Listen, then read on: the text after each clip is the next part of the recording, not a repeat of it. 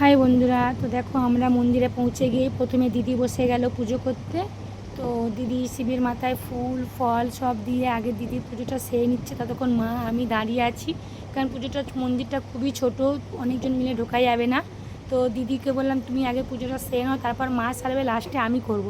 তা দিদি চট করে বসে গেল পুজোটা করতে, কারণ এক এক করে পুজোটা না করলে বাইরে আরও লোকজন আসবে এক্ষুনি পুজো দিতে। তো যেহেতু দিদি পুজোটা করছে, আমি এদিকে শাঁখ বাজাচ্ছি আর মা এইদিকে বাকি ডালাগুলো নিয়ে দাঁড়িয়ে আছে। তো মায়ের দিদির পুজোটা দেওয়া হয়ে গেল, দিদি ধূপ জ্বালাচ্ছে। তা তখন বললো মা তুমি সাইড দিয়ে আসো, তুমি ফুল টুলগুলো দিয়ে দাও। তো এইদিকে মা ফল টল দিয়ে শিবের মাথায় জল ঢালছে, বাবার মাথায়। তো এইদিকে দিদি ধূপ মোমবাতি সব জ্বালাচ্ছে। তো মায়ের হয়ে যাওয়ার পর আমি জ্বালাবো। তা মাকে বললাম মা বলছো তুমি জানছি না, আমার আগে তুমি যাও, লাস্টে আমি যাবো। তাই মাকে পাঠিয়ে দিলাম পুজো করতে। মায়ের পুজো হয়ে গেল।